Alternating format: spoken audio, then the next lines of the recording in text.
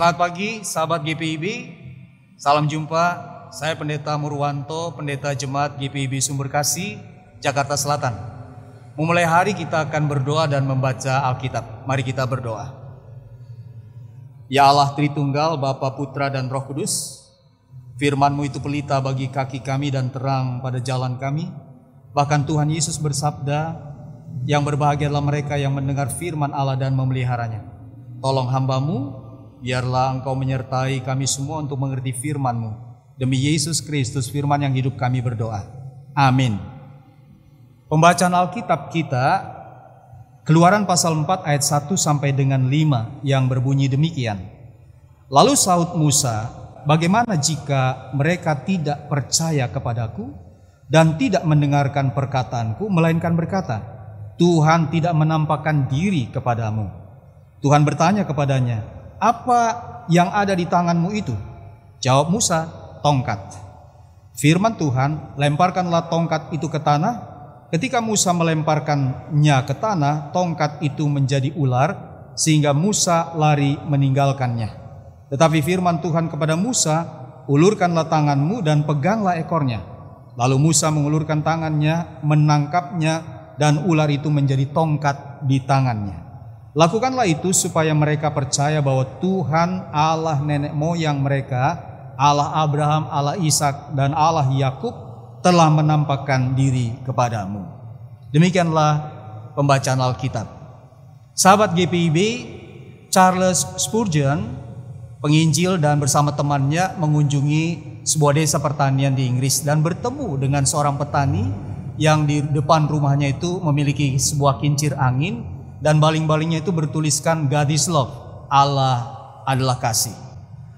Lalu temannya ini menyampaikan kata-kata itu tidak cocok pada baling-baling itu. Seolah-olah kasih Allah itu berubah-berubah. Ada angin spoi-spoi, angin yang biasa, angin yang kencang. Lalu dibantah oleh petani. Oh tentu bukan begitu maksudnya. Ya maksudnya adalah bahwa kasih Allah itu bagaimanapun situasinya, susah, senang, sehat, sakit, atau berbagai macam situasi apapun, dia tidak pernah berubah. Allah adalah Allah. Allah adalah kasih. Penyertaannya itu nyata dalam segala situasi. Nah, dalam bagian Alkitab yang kita baca, ada keraguan dari Musa yang dipanggil dan diutus Tuhan untuk membawa bangsa Israel keluar dari tanah perbudakan di Mesir.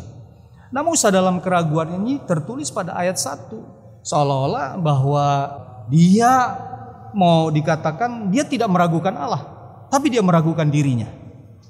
Kalau kita bandingkan dengan Abraham, Abraham itu tidak meragukan Allah, juga tidak meragukan dirinya. Disuruh untuk pergi ke satu tempat yang ia tidak ketahui, lalu juga disuruh untuk mengorbankan anaknya, ia taat. Jadi Allah tidak diragukan oleh Abraham dan juga Abraham tidak meragukan dirinya. Nah, seringkali justru kita meragukan kedua-duanya, meragukan Allah dan meragukan diri kita sendiri. Sekali lagi, Musa tidak meragukan Allah, tapi dia meragukan dirinya.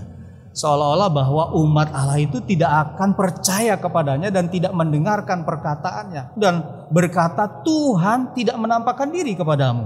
Musa yang ragu, tidak dipercaya, seolah-olah tidak dipercaya oleh umatnya dan tidak dengar oleh umat Tuhan itu, mungkin karena ia pernah membunuh seorang mandor Mesir yang menganiaya saudara sebangsanya. Atau mungkin juga ya saudara-saudara karena ia pada waktu itu mau diutus kembali ke Mesir itu dalam usia 80 tahun. Kita ingat dia berada di Mesir 40 tahun. Kemudian di pengembaraan Midian setelah dia membunuh mandor Mesir ini berada 40 tahun.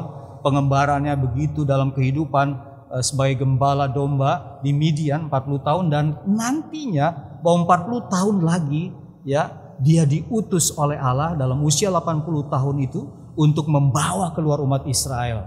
Sahabat-sahabat GPIB, keraguan Musa itu ya mungkin juga karena memang ia takut untuk menghadapi Firaun ya. Namun keraguannya itu dijawab oleh Tuhan pada ayat 2. Apa yang ada di tanganmu itu? Musa menjawab tongkat. Lalu tongkat itu diminta Tuhan untuk melemparkan ke tanah dan tongkat itu menjadi ular. Musa lari Lalu Tuhan katakan, sekarang ulurkan tanganmu dan pegang ekornya. Maka ular itu menjadi tongkat kembali. Tongkat ini menandakan bahwa Tuhan Maha Kuasa adalah benar, yang mengutus Musa dan telah menampakkan diri kepadanya. Lalu ular adalah lambang yang dipakai pada topi Raja Mesir yang dibuat dari kain dan juga besi yang berbentuk kepala ular. Artinya Tuhan dengan kuasanya ini melebihi Firaun. Ini jaminan bagi Musa bahwa Tuhan itu akan menyertai Musa dengan kuasa, dengan mujizat seperti ini. Dan tongkat yang kita tahu setelah itu ya, tongkat itu menjadi sesuatu ya yang luar biasa. Ketika bukit batu dipukul dan mengeluarkan air, dan tongkat itu juga nanti akan membelah laut Teberau. Padahal tongkat itu adalah tongkat yang biasa dipakai oleh para gembala di padang. Nah, tapi yang biasa itu bisa diubah oleh Tuhan dengan kuasa Tuhan. Bagaimana dengan kita, dengan sikap Musa ini?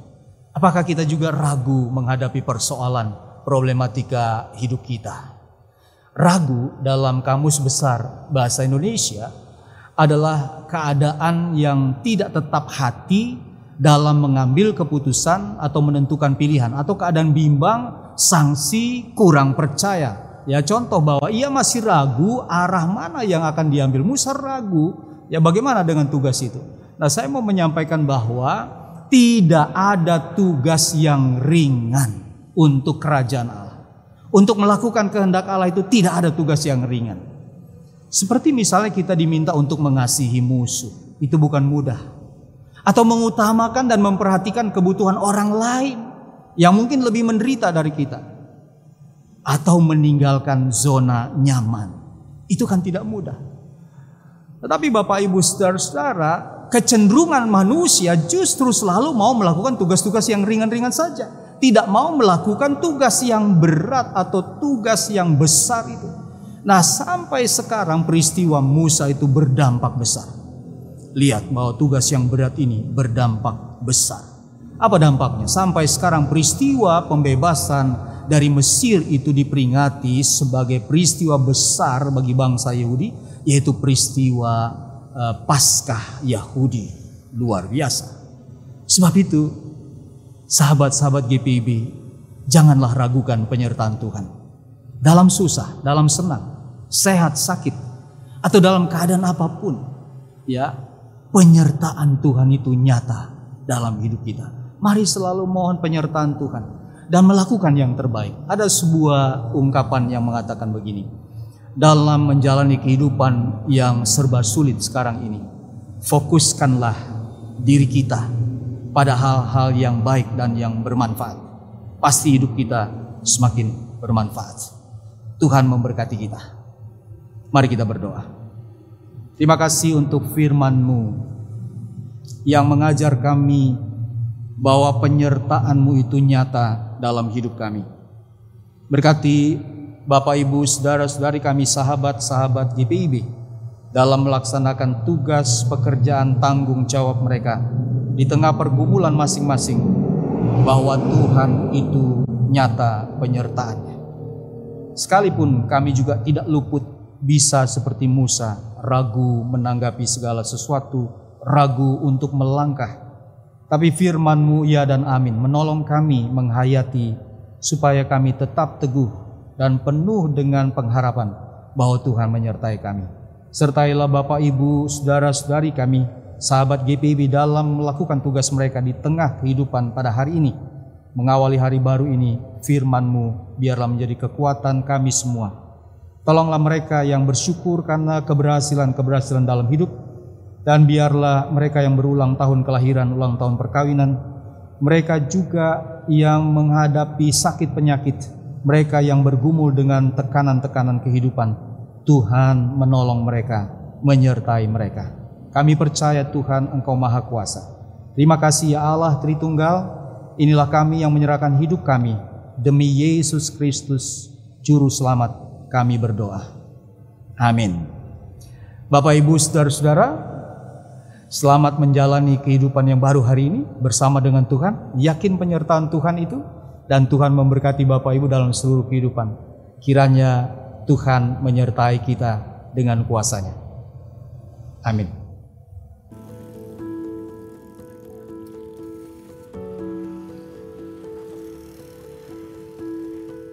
Salam. Salam kenal dari kami Panitia Pembangunan Gedung Gereja GPIB Ciseeng, Bogor. Gereja adalah orangnya yang membutuhkan sebuah bangunan untuk bernaung dan bertumbuh iman dalam hidup berjemaat. Saat ini gedung gereja GPIB Ciseeng Bogor sudah berusia kurang lebih 35 tahun dan harus dilakukan perombakan gedung gereja dikarenakan secara keseluruhan gedung gereja tidak aman dan nyaman digunakan dalam waktu yang lama. Oleh sebab itu, kami dari Jemaat GPIB Ciseeng membentuk panitia pembangunan yang saat ini bergerak mencari dana dan mendesain bangunan gereja yang lebih baru dan lebih luas dari yang pada saat ini kami gunakan. Saat ini usaha dana dan daya yang kami lakukan adalah janji iman per kakak jemaat yang dianggap mampu secara ekonomi dengan mengingat mayoritas jemaat berpenghasilan menengah ke bawah dan juga usia lanjut tanpa pekerjaan tetap atau tidak memiliki dana pensiun. Serta penyebaran proposal, pencarian dana, dan melakukan penjualan makanan setiap minggunya demi membantu menopang dana pembangunan gereja. Melalui video ini, kami bermaksud mengunggah hati Bapak Ibu, saudara terkasih, untuk menopang dan menolong kami dalam dana untuk pembangunan gedung gereja kami.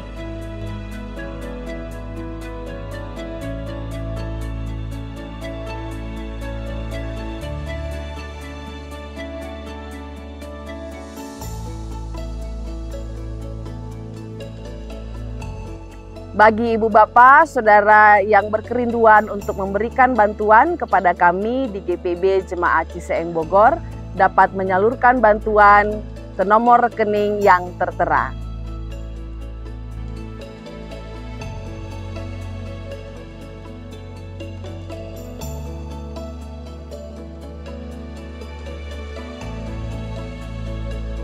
Atau jika ibu bapak saudara berkerinduan pula untuk mengirimkan bantuan dalam bentuk barang, dapat menghubungi nomor kontak yang tertera.